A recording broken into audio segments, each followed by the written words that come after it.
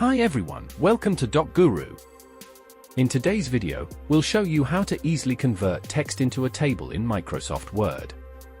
This is a useful feature when you have text data that's separated by spaces, tabs, or commas and want to organize it into a more structured format.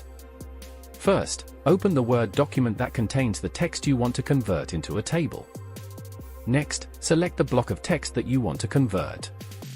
Once your text is selected, navigate to the Insert tab at the top of the screen. In the Insert tab, click the Table button.